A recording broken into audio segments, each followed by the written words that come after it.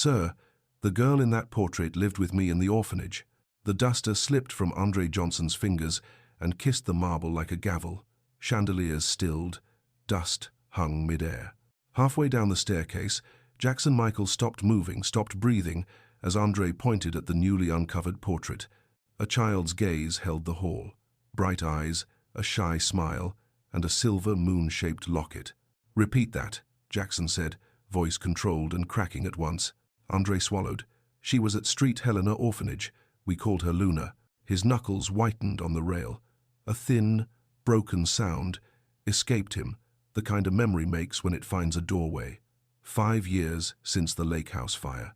5 years since the world declared a tragedy with no body. 5 years since the piano in this house learned to be silent. Andre's eyes glistened. Every night she drew a house with golden windows and hummed a tune, the same one your piano used to play. Jackson looked back at the portrait as if it might breathe. The mansion's hush shifted from expensive to haunted. "If this is true," he whispered, "my daughter didn't die." The chandeliers seemed to exhale, and in that breath, a decision took shape, the kind that turns marble corridors into roads. "We go to Street Helena, and this is where the past stops hiding." The road to Street Helena wound through hills the color of old bruises, each switchback tighter than the last. Andre drove in silence, one hand on the wheel, the other pressed against his chest pocket where he kept the photograph of Luna. He couldn't stop seeing her, 5 years old, standing at the orphanage gate every evening at sunset, humming that melody, waiting, always waiting. The building appeared through morning fog like a ship-breaking surface, peeling paint the color of spoiled cream.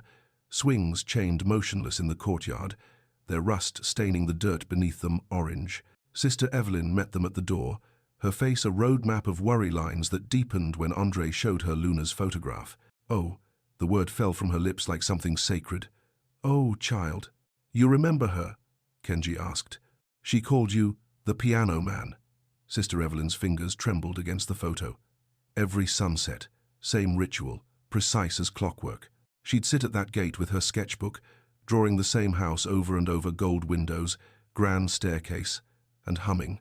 Always that same tune. Andre's throat closed. "Where is she?" "That's just it." Sister Evelyn led them through halls that smelled of disinfectant and old prayers. "We thought she'd found her home. A caseworker came, official papers, government seals, everything proper. Said a private family had been approved for her. We were happy, or her." "When?" Mara was already pulling out her tablet. 3 weeks after the fire, March 19th. Kenji's expression didn't change, but Andre saw his hand tighten on his cane. "Did you verify with child services?" "Of course Sister Evelyn's voice fractured. "We called." 2 weeks later, routine follow-up. "They said they had no record of any transfer, no record of that caseworker. We reported it immediately. But what?" Andre heard his voice rising. Couldn't stop it. She'd vanished. The caseworker, the paperwork, everything. Like she'd never existed. Sister Evelyn opened a drawer with shaking hands. "Except for this, a child's drawing, edges worn soft from handling. The house Luna had sketched again and again, grand staircase spiraling upward, windows glowing golden. And in the center, drawn with the careful precision of ritual, a circle split in two. The locket. The name," Mara said quietly. "The caseworker's name." Sister Evelyn's shoulders sagged. "Veronica Hale. The police said she'd been Elena Michael's personal assistant. Disappeared 3 days after the fire." The room tilted. Andre gripped the edge of the desk, Luna's drawing swimming in his vision. Kenji took the sketch, turned it slowly. His finger stopped at the corner where faint pencil marks formed a single word, almost invisible against the paper's yellowing edge. "Briarwood." Outside, the rusted swings began to move in wind that shouldn't exist, their chains singing like bones. The mansion felt different when they returned, too quiet, like a held breath. Andre stood in the foyer while Mara and Kenji set up in the library, but his feet carried him elsewhere. Up the stairs, down the hall, to the door he'd been avoiding for 7 years. Jackson found him there, hand frozen on the brass knob. "I can go first," Jackson offered quietly. Andre shook his head and pushed the door open. Luna's room hadn't been touched. Paper crowns lined the windowsill, construction paper faded to ghosts of purple and gold. Sheet music scattered across the small desk, her attempts to write down the melody he'd taught her. A metronome on its side, its pendulum arm snapped clean through. "She made me one," Andre whispered. "A crown. Said I was the king of keys." His hand trembled against the doorframe. "I used to braid her hair every morning. She couldn't do the French braid herself, would get so frustrated her face turned red. And whistles, I taught her to whistle that melody because she said it made the scary dreams go away." Jackson picked up the broken metronome, guilt radiating off him like heat. "She'd sit right here while I worked.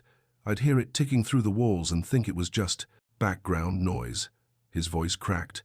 "I never asked what she was doing, never asked if she was okay." "We found her," Andre said fiercely. "We're going to Times, find Times her." Downstairs, Mara's voice cut through the sacred quiet.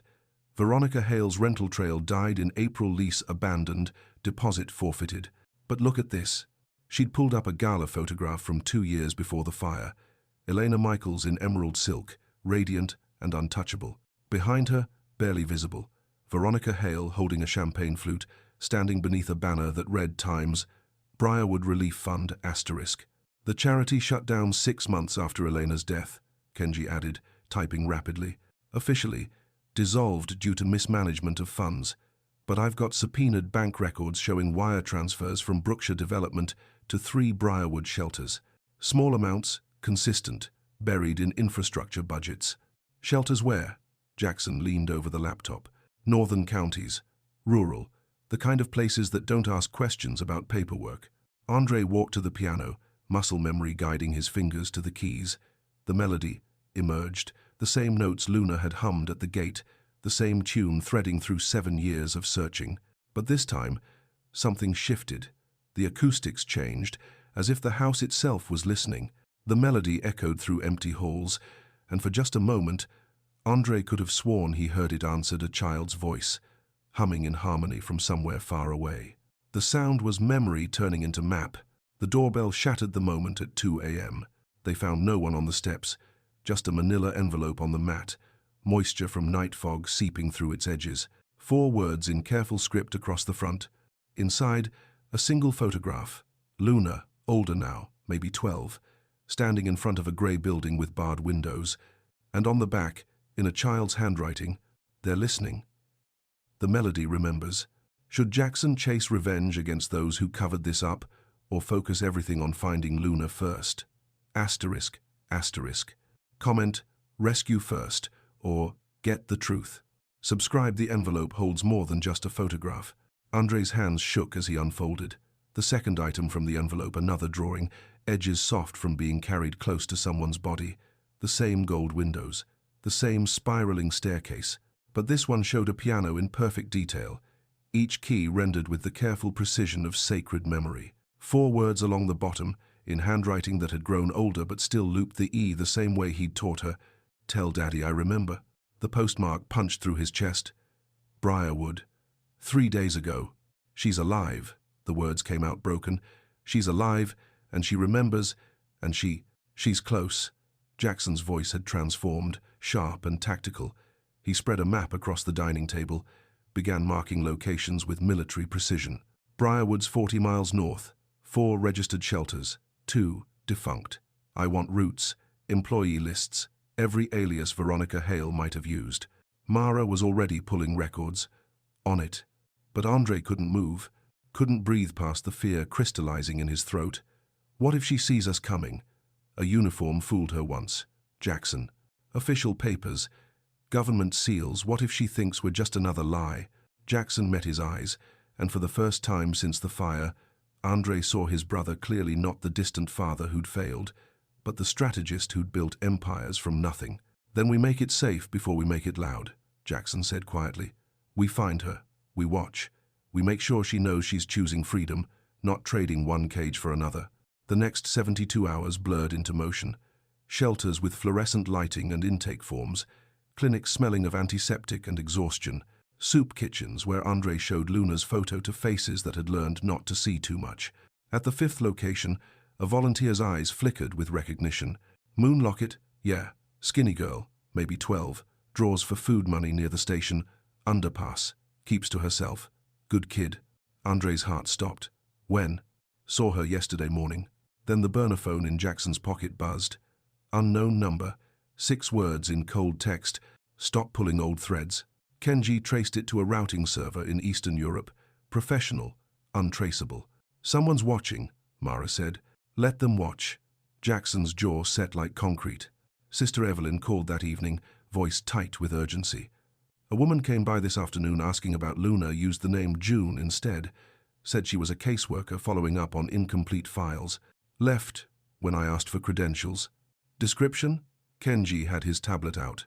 40s, blonde, expensive coat, and nervous kept looking at her phone like she was on a timer. Mara pulled security footage from the bus station, hands flying across her keyboard. The timestamp read 6:47 p.m., 90 minutes ago. The image froze Andre's blood. A girl in profile, thin frame, swimming in an oversized jacket, dark hair pulled back, and there, just visible against her collarbone, the glint of a silver chain, the moon locket catching streetlight. But it was the second figure that turned hope into horror, a woman's hand on the girl's shoulder, steering her away from the camera. Blonde hair, expensive coat. The girl's face turned slightly, and Andre saw it. Luna's eyes, older now, haunted now, searching for something she'd been told was gone forever. Veronica's former colleague crumbled in Jackson's law firm conference room, sweat beading on his receding hairline as Kenji laid out the wire transfers, the shell companies, the pattern of children who entered the system and vanished into paperwork. I'm just a placement consultant, Marcus Webb stammered. I place kids in homes, that's all. You placed them in a private medical donor network. Mara's voice could have cut glass. Tissue typing, blood work, comprehensive health screenings that had nothing to do with adoption. Webb's face went grey. The papers were clean. Everything was legal. I never... Where is she? Andre leaned across the table, and something in his eyes made Webb flinch back. Where is... Luna Michaels? There was a clinic, safe house set up near Old Ferry Road, but they relocated overnight 3 days ago, right after... He stopped, realization dawning. Right after that envelope got sent. Jackson's knuckles went white against the table edge, but Andre was already moving toward the door. They found the Briarwood shelter an hour later, a converted warehouse with industrial lighting and the hollow echo of institutional care. The director was apologetic, cooperative, and utterly unhelpful until a small boy approached Andre in the courtyard. You're the piano man. Not a question. The boy held out a battered sketchbook like an offering. Luna said if anyone came asking with kind eyes, I should give them this. Andre's hands shook, taking it. Page after page of the same obsessive rendering: the mansion, the gold windows, the spiraling staircase. But the recent sketches showed something new. A balcony with a single star drawn above it, and words in Luna's careful script. The place where the moon listens. The balcony off the music room, Jackson whispered. She used to sit there during parties, watching the stars while I played. Mara was already on her phone, pulling property records. Veronica Hale embezzled $1.2 million from Elena's charity over 18 months. The fire happened the same week the audit was scheduled. Her voice went flat. She didn't just cover her escape. She took Luna as insurance. A Michael's heir is worth money to the right buyers. Jackson's rage filled the room like a physical presence, his breathing gone shallow and sharp. No. Andre gripped his brother's shoulder. Rescue over revenge. We get Luna out first, then we bury them. Kenji approached quietly, phone extended. The clinic driver, we found him, gave up his backup files without a fight. He pressed play. Elena's voice filled the silence, singing the melody Andre had carried for 7 years, the lullaby she'd recorded for Luna as a baby, now digitized into an MP3 labeled Patient Comfort Protocol. They'd been using his sister's voice to calm the children they were stealing. Andre's vision tunneled, but Mara's sharp intake of breath cut through the red haze. Live tip just came through the helpline. Her fingers trembled on her tablet. Moon locket girl spotted at the night market pier. Street vendor recognized her from our distributed photos. Kenji checked his watch. Market runs until midnight. That's 4 hours. Could be a trap, Jackson said. Could be our only chance, Andre countered. The room went silent except for the ticking of the antique clock, time running out, choices narrowing to a knife's edge. Rain returned like a promise kept, turning the pier into a kaleidoscope of neon bleeding across wet stone. Vendors shouted over each other grilled meat, counterfeit watches, salvation in a dozen languages. Somewhere in the chaos, a busker's toy keyboard looped a broken melody, notes stumbling over each other in the humid air. Jackson heard it first, the melody, their melody, played in halting rhythm from a stall selling plastic instruments and music boxes. A small figure hunched over the keys, tracing them without pressing down. Streetlight caught the chain at her neck. The moon locket. Andre's breath stopped. 7 years collapsed into this single moment, rain-soaked pier, cheap keyboard, a girl who'd learned to make herself invisible. He moved forward slowly, palms open and empty. We hummed this at Street Helena. His voice barely carried over the crowd noise. Every sunset. At the gate, Luna's head snapped up, eyes too old for 12, scanning for the trap she'd learned to expect. That's when Andre saw the handler ball cap pulled low, something that might have been a badge clipped to her belt, hand tight on Luna's shoulder. Too tight. "She's with me," the woman said, already pulling Luna backward. The crowd swelled, bodies pressing in as a cruise ship disgorged tourists into the market. In the chaos, the handler yanked Luna toward the service alley. Jackson moved without thinking, stepping between them not as the billionaire who'd built empires, but as the father who'd lost everything that mattered. His hand went to his chest, fingers finding the chain he'd worn for 7 years. He pulled out the other half of the moon locket. "I kept it," he said quietly, kneeling so he was eye level with Luna. "Your mother gave you the moon. She gave me the other half the night you were born, said we were supposed to fit together." Luna's eyes locked on the locket, her breathing shallow. Jackson reached for the toy keyboard with shaking hands and played hesitant, imperfect, each note cracking with 7 years of guilt and grief. But it was home-rendered in broken melody, the lullaby Elena had sung, the tune Andre had taught Luna to whistle, the song that had kept them tethered across impossible distance. Luna's breath hitched. "Piano man." Her fingers moved to her own locket, trembling as she unclasped it. Jackson did the same. The two halves met with a soft click, a complete moon catching the neon glow, whole again after being split for so long. "Tell Daddy I remember," Andre whispered. "I remember," Luna breathed, and the words broke like a dam. The handler bolted, but Kenji's security team positioned quietly in vendor stalls, posing as tourists moved as one.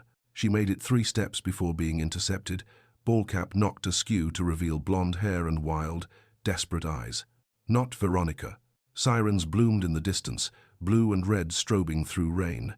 But Andre saw Jackson's expression change, saw Mara's hand go to her concealed radio, saw Kenji's subtle headshake. The sirens weren't theirs. In the crowd, a figure in an expensive coat watched from the shadows, phone pressed to ear. When Luna's lockets clicked together, the figure turned and disappeared into the churning mass of bodies.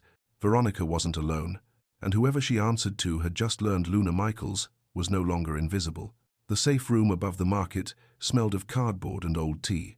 Luna sat wrapped in a towel too large for her frame, hands trembling around a paper cup of chamomile that Andre had sweetened the way she used to like it. 2 sugars, no milk. Jackson knelt at child height, making himself small, making himself safe. "You don't have to talk yet," he said quietly, but Luna was already speaking, words tumbling out in fragments like broken glass, finally being swept up. "They said you died. The fire took everyone. They had papers, official seals, and I was so small, and the caseworker knew my name. And," her voice cracked, "but the song. You taught me the song, and when she played it on her phone to calm me down, I knew someone was lying." "So you kept drawing," Andre said softly. "I drew it every day. The gold windows, the piano, the place where the moon listens." Luna's fingers went to the now complete locket. "I thought if I remembered hard enough, maybe it would stop being a lie." Mara knocked gently, entered with a tablet. "Council just delivered. Bank trails going back 5 years. Clinic logs with Veronica's signatures authorizing specialized placements. 17 children." Her jaw tightened. Paper that hid grief for profit. Jackson stood slowly, something hardening in his expression. Not rage anymore, something colder, more surgical. "No press conference," he said. "No spectacle. Quiet prosecution, relentless and thorough. And I want witness protection funded for every child who testifies. Veronica and whoever she works for, they drown in paper as clean as the lies they told." "Vengeance deferred to justice," Kenji murmured approvingly. The mansion felt different when they brought Luna home, like a held breath finally released. Jackson led her to the upstairs room, pulled the dust sheets off furniture that had waited 7 years. The piano gleamed in lamplight, patient and faithful. His hands shook as he sat at the bench, played the first bar of Elena's lullaby, hesitant, imperfect, each note an apology. Luna slipped onto the bench beside him, and her small fingers found the second bar, completing the phrase.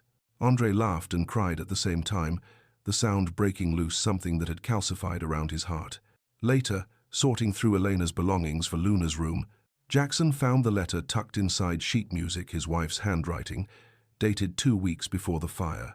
My love, if the worst happens and you find your way back to each other through all the noise and distance, tell the piano I kept the bench warm. Tell Luna the moon always remembers. And tell yourself that love doesn't end, it just learns new songs. 6 months later, the Moon and Window Initiative opened its doors. Legal aid for trafficking survivors, reunification grants, mandatory audits for every private placement, charity, and shelter transfer. The first sweep targeted the entire Briarwood network. 17 children came home. In Jackson's study, a new painting hung above the fireplace commissioned from Luna's sketches. 2 figures at the piano, under gold windows, a small silver moon suspended between them, catching light that would never dim. And through the house, at sunset, the melody played, not memory anymore, but map and mission and promise kept. The piano man had found his moon, and together they would make sure no child's song was ever silenced again. The Moon and Window Initiative needs direction. What should Jackson fund first? Comment, reunite. Prioritize finding lost families, or audit now, expose the systems. Share this if you believe lost stories can still find their ending. Subscribe for part 2, The Network, because Veronica was just the beginning, and 17 children deserve every name brought to light.